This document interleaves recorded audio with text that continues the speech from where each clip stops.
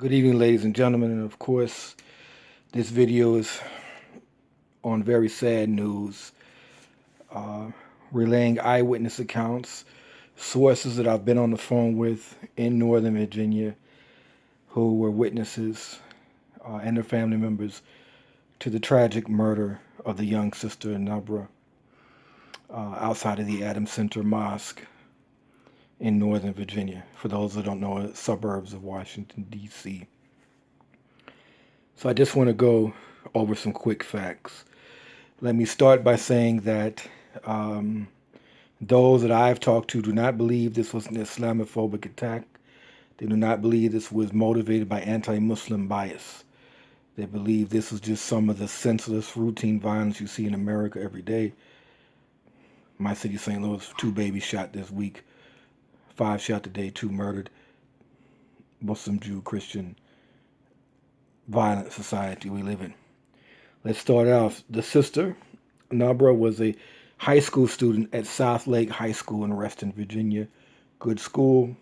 From here, she's a good student and was a very nice young woman. They were spending the night at the mosque. In the last 10 nights of Ramadan, is something called itikaf, that many people they sleep in the mosque the last 10 days of Ramadan to grow closer to their Lord. This is a form of worship. This is a part of Ramadan. Many people do itikaf the last 10 days of Ramadan, spending the night in the mosque. Sometimes that means not leaving the musalla or the prayer area or the muaddu, the mosque itself, and sometimes people just spend the night there. So a group of teenagers were making itikaf for the last 10 days of Ramadan.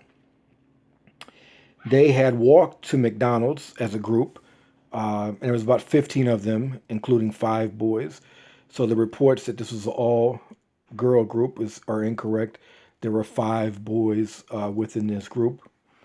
Um, at night, Muslims can eat during Ramadan, or observing Muslims, because not all Muslims fast. And they went to McDonald's, and then after McDonald's, they went to IHOP, which is across the street. They noticed that a red car was following them. The boys confronted them, and one of the boys threw a McDonald's cup at the Latino gentleman, well, not much of a gentleman, driving the red car. The kids then tried to get away. They ran up a hill, and the vehicle pursued them.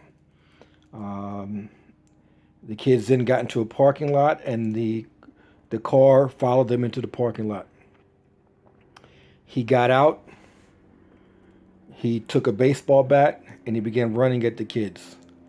15 kids, including 5 boys, and they began running away. And having spoken to one of the fathers in particular, he's very upset. He's like 5 guys and 1 guy with the bat. They could have ganged up on, took the bat from the guy, beat him up. He's upset that the 5 guys ran. That's a judgment call. I happen to agree with him, but that's a debate for another day. Um, Sister Nabra was running slowly, slower than the rest of the kids. There's some speculation that she might have had asthma, and he was able to catch up with her and beat her. Um, he then looked to attack a young woman, an African American young Muslim woman, but she got away. Um, They then got back into the Adams Center Mosque, the kids. They notified security, and security ran out and tried to track down the attacker. But by that time, he had taken the girl and he had fled the scene. Detectives come from Fairfax County, an investigation ensues, and of course, a body was retrieved and an arrest was made. Once again, horrific, terrible attack. Prayers for the family.